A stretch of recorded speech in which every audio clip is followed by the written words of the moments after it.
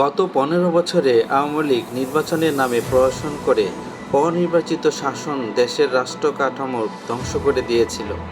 একথা উল্লেখ করে বিএনপির যুগ্ম মহাসচিব সৈয়দ ইমরান সালেহ প্রিন্স বলেছেন, জনগণের অংশগ্রহণে নির্বাচনের মাধ্যমে দেশের উপরে জনগণের মালিকানা নবায়ন হবে সবচেয়ে বড় সংস্কার। সংস্কার প্রক্রিয়া দীর্ঘসূত্রতার নির্বাচনকে প্রলম্বিত করবে, পাশাপাশি স্বার্থান্বেষী মহল ষড়যন্ত্র করে দেশকে অস্থিতিশীল করে তুলবে। আজ বিকালে তিনি হালুয়াঘাট বীর মুক্তিযোদ্ধা, প্রশাসনিক ও বেসরকারি কর্মকর্তা, রাজনৈতিক নেতৃবৃন্দ, বিভিন্ন শ্রেণী পেশা, জাতি, ধর্মীয় নেতৃবৃন্দ, ক্রীড়া সংগঠক, সাংস্কৃতিক কর্মী, সাংবাদিক, ছাত্র গণ অভ্যুত্থানে শহীদ পরিবারের সদস্য ও আহতদের সম্মানে ইফতার মাহফিলের আয়োজন করেন।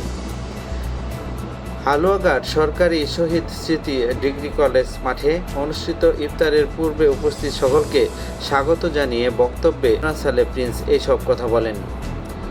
ইফতার মাহফিলের সহকারী পুলিশ সুপার সাগর আহমেদ, ময়মনসিংহ জেলা বিএনপির আহ্বায়ক অধ্যাপক এনায়েত উল্লাহ কালাম, যুগ্ম আহ্বায়ক মোতাহার হোসেন তালুকদার, জামায়াতে ইসলামীর হালুয়াঘাট উপজেলা আমির মোয়াজ্জেম হোসেন, হালুয়াঘাট উপজেলা বিএনপির আহ্বায়ক আসলাম মিয়া বাবুল, সদস্য সচিব আবু হাসনাত বদরুল কবির, পৌর বিএনপির আহ্বায়ক হানিফ মোহাম্মদ শাকিরুল্লাহ, সদস্য সচিব আব্দুল আজিজ খান, সিনিয়র আইনজীবী মাহাবুল আলম স্বপন, ময়মনসিংহ উত্তর জেলা ছাত্রদলের সভাপতি নাহিদ সাদমান বুনন, জেলা স্বেচ্ছাসেবক দলের যুগ্ম আহ্বায়ক মাহাবুল হক টুটুল, হালুয়াঘাট প্রেস ক্লাবের সভাপতি হাতেম আলী, সাধারণ সম্পাদক আব্দুর রাজ্জাক সহ বিভিন্ন শ্রেণী পেশার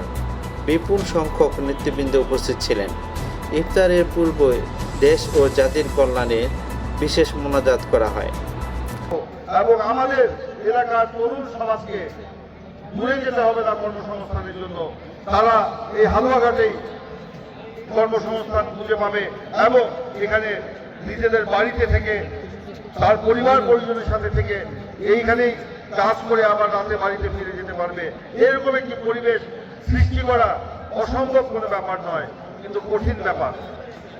এই কঠিন ব্যাপারকে আমরা যদি কঠিন মনে করে দূরে সরিয়ে রাখি, তাহলে কিন্তু আমরা এই হালুয়াঘাটকে এগিয়ে নিতে পারবো না।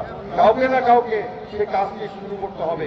আমি সেই কাজটি শুরু করতে চাই হালুয়াঘাটের আপামর জনসাধারণের সহযোগিতা নিয়ে, সমর্থন, ভালোবাসা, আস্থা দিয়ে সে কাজটি শুরু করতে চাই।